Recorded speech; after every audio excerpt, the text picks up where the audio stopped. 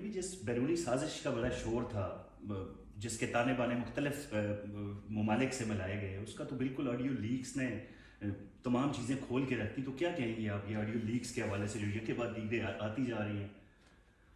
دیکھیے، حیرانگی کی بات تو یہ ہے کہ جو چیز آپ اس کی اٹھائیں، اس کو میں خواہ فتنہ نہیں کہتی، جو چیز آپ اس کی اٹھائیں اس میں سے سازش نکلتی ہے. تو ان کا اصل نام تو سازش خان ہونا چاہیے.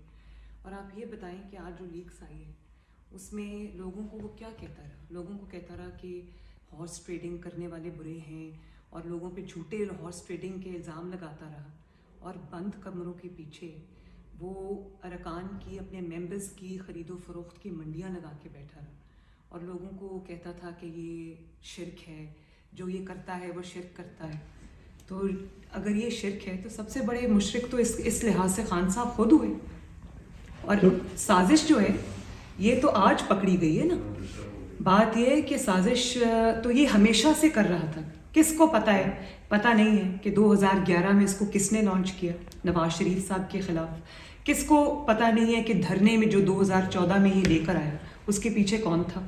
کس کو یہ پتہ نہیں ہے کہ جب 2018 کا الیکشن تھا اس میں کیونکہ نواز شریف سے جیتنا مشکل تھا، نواز شریف کو، مسلم لیگ نون کو ہرانا مشکل تھا، تو کس کو یاد نہیں ہے کہ کس طرح سے چن چن کے نواز شریف کے جو الیکٹیبلز تھے، جو ان کے وننگ ہارسز تھے، جو ان کے کیونکہ ظاہر ہے نواز شریف صاحب کی مقبولیت اس وقت اتنی زیادہ تھی کہ الیکشن جیتنا، ان کو پتہ تھا کہ نواز شریف صاحب کے ساتھ اگر فاؤل پلے نہ کیا گیا تو الیکشن جیت جائیں گے.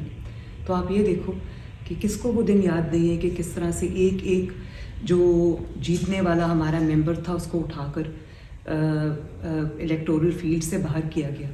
کس طرح ان کو پتہ تھا کہ نواز شریف صاحب کے رہتے ہوئے یہ الیکشن نہیں جیت سکتا، تو کس طرح نواز شریف پر جھوٹا مقدمہ بنا کر، ان کو جھوٹے مقدمات میں الجھا کر، ان کو نہ صرف یہ کہ پولیٹیکل ارینا سے باہر کیا بلکہ ان کو جیلوں میں ڈالا، جھوٹی سزائیں دی.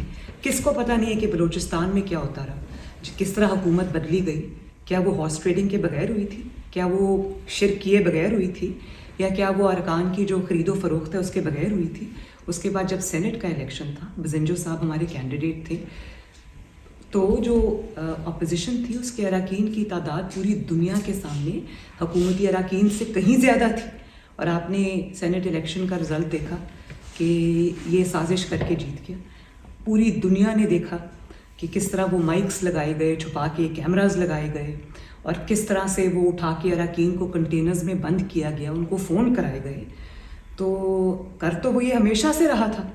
بات صرف یہ تھی کہ یہ پہلی بار اس کی سازش ناکام ہوئی ہے. اور اس کی وجہ یہ ہے کہ اب نہ ہاتھ ہیں، نہ آنکھیں ہیں، نہ کان ہیں، اور بیساکھیاں نہیں ہیں. تو سنتے ہیں اور روز دعویٰ کرتا ہے کہ میں پاپولر ہوں، میں یہ ہوں. آپ صرف یہ دیکھ لیں کہ بیساکھیاں ہٹی ہیں تو کس طرح زمین پہ منہ کے بل آ کے گرا. میڈم اس میں اور ایک اور بات یہ کہ جیسے یہ کامیاب ہوتا ہے سازشوں میں، یہ پہلی بار اس کی سازش ناکام ہوئی ہے. اسی طرح یہ پکڑا بھی پہلی بار گیا ہے. کرتا یہ ہمیشہ سے یہی رہا ہے، فاؤل پلے کرتا رہا، آج پکڑا پہلی بار گیا ہے. تو اللہ تعالیٰ کی لاٹھی بے آواز ہوتی ہے، ہمیشہ سے اس طرح سے سازشیں کامیاب نہیں ہوتی.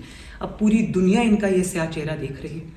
میڈم آڈیو لیکس یہ دوسروں کے بارے میں جو کہتا رہا، لیکن جو آڈیو لیکس آئی ہیں اس میں اداروں کو بھی اس نے نشانہ بنایا اور ثابت ہو رہا ہے. اس میں آپ کیا کہنا چاہیں گی؟ اور یہ خاص طور پہ سب سے زیادہ عمران خان آپ پہ ہی تنقید بھی کرتے ہیں.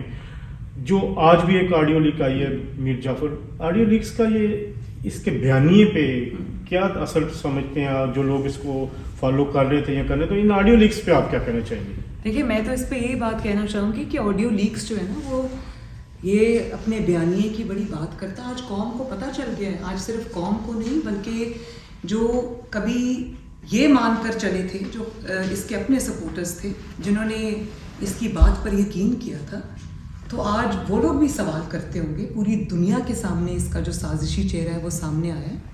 بات صرف یہ نہیں ہے کہ آڈیو لیکس آئی. آپ دیکھیں آڈیو لیکس میں آڈیو لیکس نے اس کے بیانیے کا تیا پانچا کر دی، کیونکہ وہ ہر چیز جو اس نے بیانیے میں کبھی کہی تھی وہ سب جھوٹ تھی، وہ سب سازش تھی.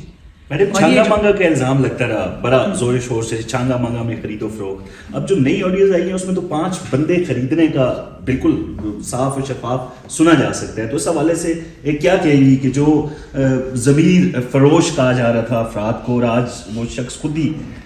دیکھیں آپ اس شخص کے سازشی دماغ کا، آپ وہ شیطانی دماغ جس کو میں کہوں گی، سازشی نہیں شیطانی دماغ آپ دیکھیں کہ جلسوں میں کھڑا ہو کر لوگوں کو کہہ رہا ہے کہ لوٹوں کو ووٹ نہ دینا، ان کے لوٹوں کے خلاف کیمپین چلا رہا ہے، اور خود بند دروازے کے پیچھے کیا کر رہا ہے کہ 5 جو ہے وہ میں نے خرید لی ہیں، اور 5 جو ہے وہ اور خرید کے لاؤ. کس کو کہہ رہا ہے خرید کے لاؤ؟ وہ اللہ جانے وہ کون ہے، اور پتہ نہیں وہ کون سا کوئی نیا ہاتھ آنکھیں کان ہے، مجھے پتہ نہیں ہے وہ کس کو کہہ رہے ہیں.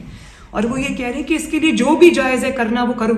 لوگوں کو جلسے میں کھڑا ہو کے کیا بھاشن دیتا ہے، لوگوں کو جلسے میں کھڑا ہو کر مذہب کو استعمال کرتا ہے، ان کے اوپر اٹیکس کرتا ہے، ریاست مدینہ کا دعوے دار ہے، اور لوگوں کو شرک کا مطلب سمجھاتا ہے، اور بند دروازے کے پیچھے یہ شخص کے اس سے بالکل الٹ کام کر رہا ہے. تو یہی تو میں کہہ رہی ہوں کہ یہ لوگوں کو جب یہ کہہ رہا تھا کہ ممبرز کی خرید و فروخت ہو رہی ہے، تو وہ تو جھوٹا الزام، اس کا ایک بھی ثبوت یہ نہیں دے سکا، اور الٹا وہ بند دروازے کے پیچھے منڈیاں لگا کر بیٹھا تھا اور اراکین کی وہ خرید و فروخت کر رہا تھا. میڈم اس کا جو ابھی جو بیانیہ فالو کر رہے تھے جو لوگ، ان کو کیا کہنا چاہیں گے ان آڈیو لیکس کے بعد؟ میں تو ان کو یہ کہنا چاہوں گی کہ مجھے ہمدردی ہے ان کے ساتھ کہ انہوں نے کبھی اس کی بات پر یقین کیا ہوگا. تو اس شخص میں اتنی اخلاقی جرت تو ہے نہیں کہ اس کو اگر کوئی یہ کہے کہ تم اپنے لوگوں سے معافی مانگو.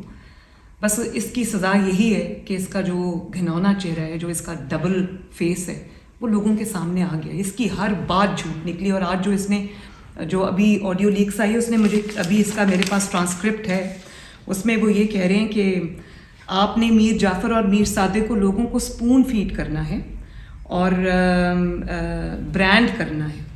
تو آپ ان کی سازش دیکھیں کہ ابھی آپ یہ کہہ رہے ہیں کہ آپ نے برانڈ کرنا ہے میر صادق، میر، ابھی ہمت نہیں ہے نام لینے کی. تو مطلب یہ ہے کہ ابھی ہم آپ کو چانس دے رہے ہیں، آپ ہمارے ساتھ ڈیل کر لیں، آپ مجھے دوبارہ اقتدار میں لے آئیں. اگر آپ نے اقتدار میں نہیں لے کے آئیں گے تو پھر میں اگلے اسٹیپ کا اناؤنس کروں گا. جو میر جعفر اور میر صادق ہے، یہ میر جعفر اور میر صادق کس کو کہہ رہے ہیں؟ یہ تو وہ خود بتائیں گے میر جعفر اور میر صادق وہ کس کو کہہ رہے ہیں. لیکن یہ جو میں نے ابھی آپ کو کہا نا کہ یہ صرف اور صرف ڈیل کے لیے اور وہ دوبارہ سے بیساکھیاں ڈھونڈ رہے ہیں اور کچھ نہیں ہے.